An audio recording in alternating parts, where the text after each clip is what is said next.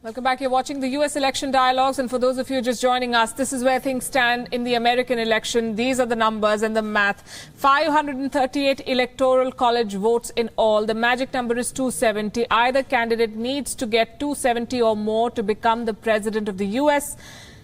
Joe Biden currently has 264. That is 6 short of the magic figure. Donald Trump has 214. There are at least 5 states that are still counting their votes: Georgia, Nevada, Pennsylvania, North Carolina, and Alaska. Joe Biden needs to win just one of them to win the presidency. Donald Trump needs to win at least 4 of them to make it. So it's an uphill task for the incumbent, the U.S. president. In Georgia, there are 16 electoral college votes. 99% of them have been counted, and it's very, very close. Joe Biden has 49.2% of the vote and Donald Trump has 49.5% of the vote. You see how close this is. Nevada, 6 electoral votes, 75% of votes have been counted. Biden has 49.3% and Trump has 48.7%. So this is where things stand right now. It's a very, very close race, as we've been saying. And our panel of guests, our dialogue partners, are still with us. Emily Sussman, I want to come to you. In a few minutes from now, we understand that Team Trump will announce a lawsuit in Nevada alleging voter fraud. That's a state where Democrats seem to be winning and Joe Biden is slightly ahead. What is the strategy? Sorry, we had a little technical difficulty here. Sure. Look, they're not releasing as many votes out of Nevada right now as other states releasing in small batches, partly because they don't want to feed more fodder, like to make it feel like as Trump keeps announcing lawsuits, it does make it feel like there's something to announce, right? Like there's something to be going after. The way the votes are reporting in Nevada is the way they're reporting in many other states. Rural counties that have smaller vote totals are reporting first. There's fewer votes to count. And those tend to be Trump votes in general. Larger cities that have larger amounts of votes to count are going to report later because they have more votes to count. That's the case in Nevada. That's the case in every state. But I was actually just speaking right before this with officials in Nevada, and they were saying they're concerned about having Trump-supporting poll watchers storming their polling locations. And that's part of the reason they're not releasing totals as they go, because it would look like a Trump lead in the beginning that would then shrink, and they don't know where it would go, but it would eventually shrink. And they're concerned about this for the sake of their poll watchers and the integrity of the election. And so that's why they're holding it. Amanda Mackey, another state that... on Pennsylvania. I'll just come to you. Amanda Mackey wants to leave in a few minutes from now, so I want to take this question with her. Another state that Donald Trump is looking at is Wisconsin. He wants a recount there because he feels the results should have gone in his favor, as indeed he feels for all the states. In 2016, against Hillary Clinton, Trump won the state by a narrow margin of 0.77%, a little more than 22,000 votes. She did not contest the result. Now, Joe Biden has won Wisconsin by some 20,000 votes. And Trump has asked for a recount. Is it only because he cannot stomach a loss, really? No, I think it's, looking at the numbers are just not panning out. And, there was a Wall Street Journal editorial writer who basically took the numbers and she kind of dissected them and said, so basically you had, 900,000 people that registered to vote on the day of the election. They allow for same-day registration. And so you had just an astronomical number. Now, if that's the case, kudos to Wisconsin. But I think when you see numbers that really deviate from standard norms, it's something that does cause concern. I mean, there were 24,000 day-of voters in Michigan, and you compare that to Wisconsin, there does seem to be quite a discrepancy. So, look, I think that these numbers are constantly changing. What I saw before I came on this segment was from CNN's John King, and he had, Arizona, there were 450,000 ballots left to still count, and Trump was leading over 50%, between 55 to 58%. In Nevada, 200,000 were left to count. And then Trump was leading 50 to 52%. Now, I'm not saying that lead means that he wins. I'm just saying that means there's a lead. Counts or ballots can come from, rural parts of the state or more urban parts of the state, strongholds that are Democratic, and completely wipe that out. But shouldn't we all want this election to actually be known who decided this? Before this, gets out of hand, at a minimum, let's know who all has voted. Let's make sure every vote has counted. They're talking in Arizona about Sharpies bleeding through. If that's the case, what does that mean? I think that we just need to know what exactly is happening. And it's a patchwork. Every state does things differently. So let's get to the bottom of this. Let's make sure that the ballots that are to be counted are counted. The ones that, came in late or were missing, they should not have been cured without the supervision of the both parties being involved. And that just allows for a free and fair process. I think everyone should want transparency in our process, and there's nothing wrong with that. So I don't think it's, sour grapes. I think it's more, let's just see. And as one of the other commentators on this panel said, let's see where the chips will fall. If they fall in Joe Biden's favor, so be it. But let's make sure that fraud isn't happening, or that, ballots that shouldn't have been counted are counted. That is the most important part about the process of election integrity.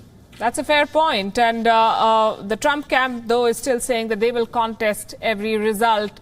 John Christopher Bua, the lawsuits and the demands to stop the count throw the legitimacy of the entire election process in doubt. Can Joe Biden survive Trump's legal blitz unscathed, considering the fact that the Supreme Court of America is now stacked with conservative judges? Well, that was the point of putting the justice in there, was making sure she got confirmed before this election. There's some breaking news, though. Allegheny County, which is Pittsburgh, which is a very big city with a lot of people, they said they will not count additional ballots until tomorrow. So that may put the understanding of the entire vote of Pennsylvania off for another 12 hours or so. So that's interesting. And I understand also that in Nevada, there's going to be some releasing of more information in the next hour. So I have to say, Pucky, I've been watching what you're saying over the last few days, and your knowledge of U.S. politics is extraordinary, and I give you great credit for that, and your audience.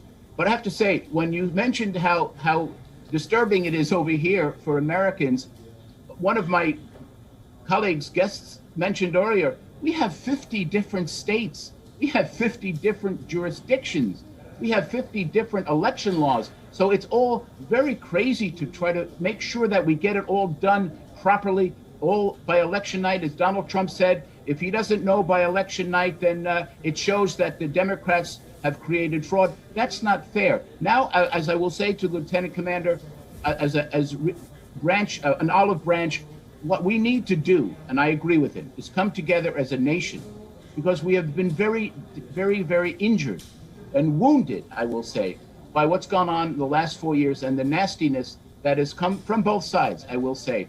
But let's understand something.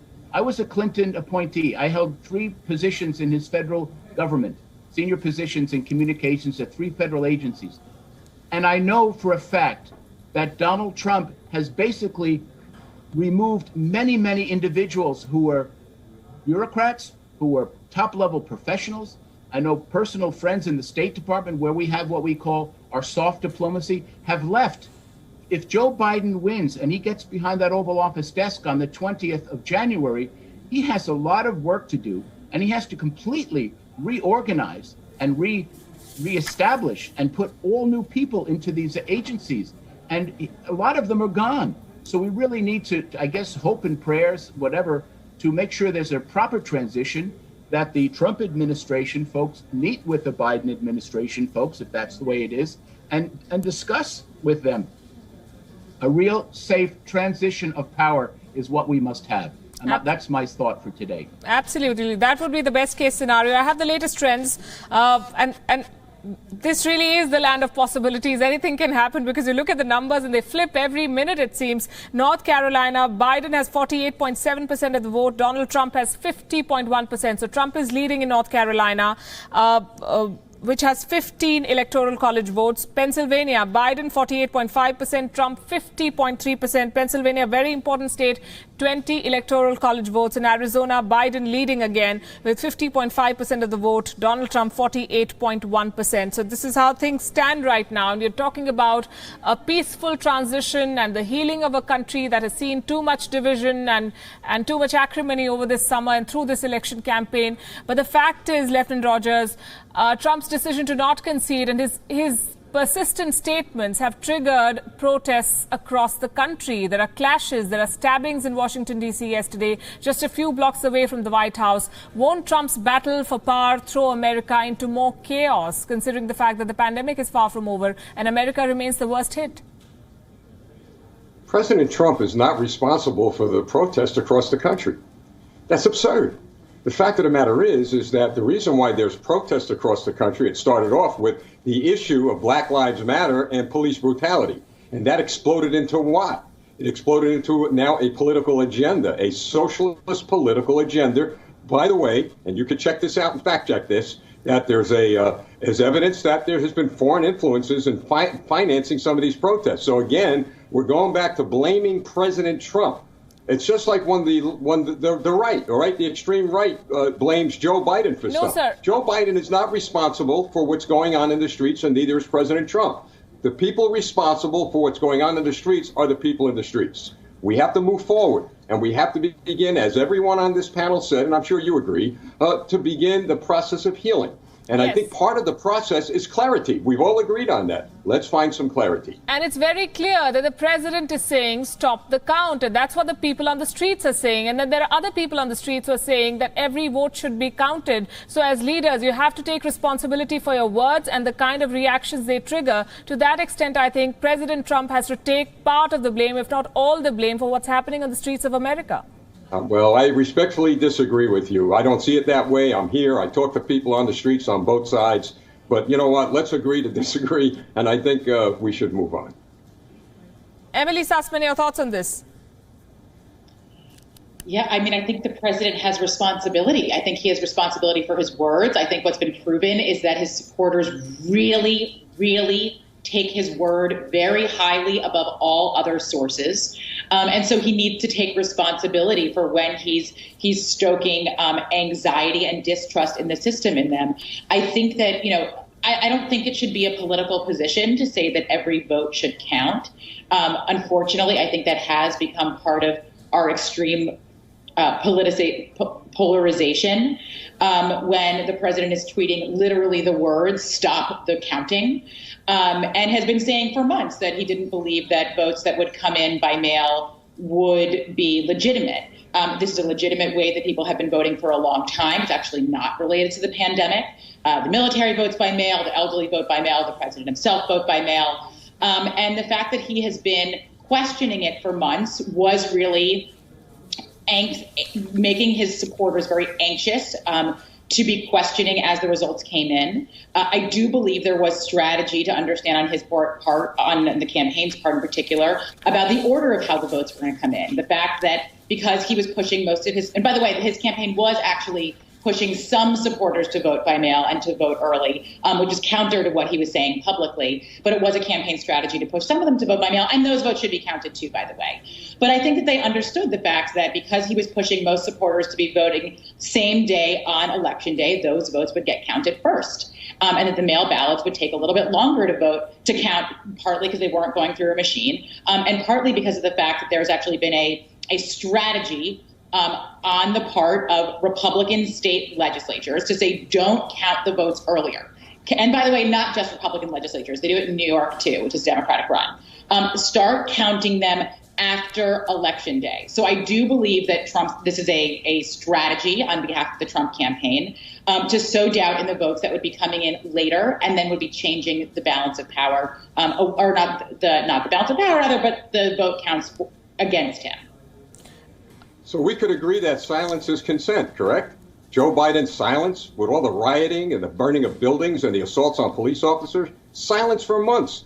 Never used the words law and order. So my point is this, is Joe Biden responsible Is Joe Biden responsible for the violence on the streets by his silence? Of course not. And neither is President Trump. So the fact of the matter is look, we have to move forward, and we have to make sure that as we move forward, at least those of us on the ground, not truly involved in the upper echelon of politics, will kind of lower the temperature and help get this country back together. I think this violence happened on the watch of Donald Trump. And he was the president when all of this happened. And through the summer when the protests happened, he called some of them looters. And they were looters indeed. But as president, you're not supposed to just make allegations and not fix the situation. You can't blame the opposition for not fixing the situation. And that's where I stand. I think we'll not agree on that. And we all agree that we should move forward. But John Christopher Bua, the Biden campaign has just released a statement, and they're talking about the misinformation campaign from the Trump camp. Now, earlier today, Eric Trump tweeted a fake video of ballots being burnt, and the president keeps claiming voter fraud without giving any conclusive proof. Do you think this fight against fake news is going to continue well after the last vote has been counted? I think as long as Donald Trump has his disciples agitated and ready to go, he will maintain a certain sway with the very extreme right-wing part of his party. I think those in Congress, the senators and members of Congress, like I remember Barry Goldwater and his two colleagues that went to see Richard Nixon. And Goldwater said, Dick, you got to get out of this. And I won't say what kind of word he said, this leap house now. And Richard Nixon got out because they realized that Nixon was, in fact, hurting the party. When Donald Trump is defeated, which will be soon, and he has to, hopefully, he will go to the inauguration like JFK and Eisenhower. And I remember the beautiful picture of FDR and Herbert Hoover, who both shared the same blanket in their car on the way from the White House to the Capitol.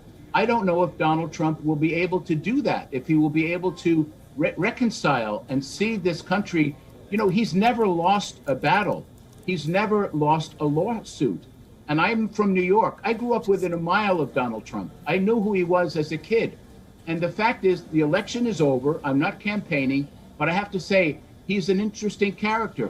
Whether he will maintain his disciples and keep feeding them, you know, he's not a young man, or he will go in peace and maybe go find some peace for himself. I wish him the best, but I think the country is going to have to heal, and there's a lot of anger, and you could hear some of it on this show, and I some of it came from me indeed, and I understand that, but there's a lot of that, and it goes deep into our 330 million Americans who are literally on the edge of their seats these last few days, and it's not been easy for anybody. Right, and Twitter in the meantime is clearing up Donald Trump's tweets, and the last one that he posted about 52 minutes ago saying that we are going to contest all the states' results where Joe Biden has won because there was fraud, I think has been removed or hidden on Twitter. But here's what I have. I'll come to you, Lieutenant Rogers. The Biden camp has claimed victory in 3 states now. I have the figures here: Wisconsin, Michigan, and Arizona. Joe Biden extending the lead in Nevada by 12,000 votes, 6 votes on the line in Nevada, and there is a lead for Joe Biden. It seems they seem to have said that they have won this election. My question to you, Lieutenant Rogers, is very simple. I know we all want, the whole of America wants to move forward, leave the acrimony behind, the divisions behind. Is Donald Trump prepared to concede defeat? I believe that if at the end of the day that Joe Biden is declared the winner, I believe President Trump is prepared to concede defeat. And I agree with my colleague who just talked. I know we had a little bit of a back and forth, but you know what? He's as passionate as I am, and I do respect him for standing up for what he believes in. But I agree with him on this point, that I would hope also that the President of the United States would stand shoulder to shoulder with the victor, if Joe Biden is the victor, and present a healing message to this country. I'd be profoundly disappointed if he didn't do that, but I believe he will, because at the end of the day, he loves this country, and moving forward, I believe he will do what's best for the country. Very well said, sir. I want to ask the same question of Emily and John Christopher. Emily, let's begin with you. Do you believe that once, by the end of this night, when the result is out, if the result is out, Donald Trump will not take it to court further and will say, all right, these are the figures, and I seem to have lost this election, and that is where it ends? We really don't have any indication that he would accept the results at this point. I mean, as the states keep getting called, he keeps announcing new lawsuits. I mean, to the point about, whether the lawsuits are frivolous or legitimate or counting votes. I mean, the lawsuit that is in, I believe the lawsuit in Georgia is asking the counters to follow the law that they are already following. So that is what a frivolous lawsuit is to bring a lawsuit on something that is already happening. So the fact that he is willing to bring suits in every state, like kind of really digging for something to sue on, would certainly give every indication, plus his comments, the fact that he's going to be fighting in every state that he loses, certainly indicates that it'll be a while before he'd be willing to accept those results. Look, I truly believe that I truly hope that we can move forward and have a peaceful transition of power. But the indication, even in how he took the transition from power from President Obama, also does not show that. I have many friends who were in the White House during the transition. They offered to meet with the Trump transition team many times to sit down with them, to show them how the phones worked. And the Trump transition team did not take them up on that. They were not interested in learning from the Obama transition team. And I think we can all remember back to Trump's inauguration speech, where there was a real question there, and a lot of his supporters had gone in saying, look, he's going to leave the bolstering behind, the I'm only for some Americans. Once we get into the inauguration, then you're really going to see that he's for all Americans. And that, in fact, was not what we saw out of his inauguration speech, and he continued to not to see. I mean, even through these debates, when Biden kept speaking very clearly to the camera to say, look, I will be the president. He said this yesterday again. He said, I will be the president for all Americans, even those who didn't vote for me. And I will take their factors into consideration in lawmaking. And that actually really has not been what we've seen from Trump. So it's a little bit hard to see how he'll accept the results quickly, although I certainly hope that he does. John Christopher Buard, do you think this will be decided in courts? No, I don't. I think it will be decided when the folks at the Trump headquarters, which is now the White House, because he's totally politicized the White House, not only the Rose Garden, but now the East Room, etc. It will come when the president himself says to his advisors, his minions, look, that's it. You can't sue your way through everything. You can't sue every state.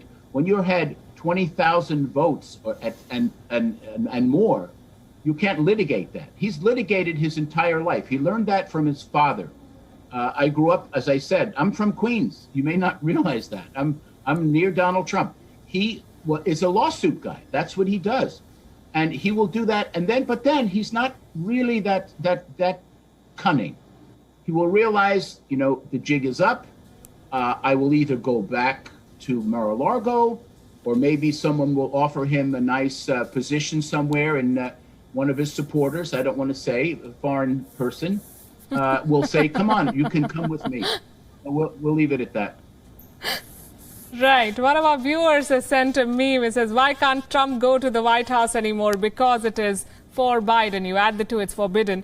But the world is watching what's happening, and we are awaiting the final count. Thanks very much, John Christopher Buard, Emily Sussman, and Lieutenant Roger. Thank you very much for joining us here on WION. It was a pleasure joining all of you. Thank you. Thank you so much.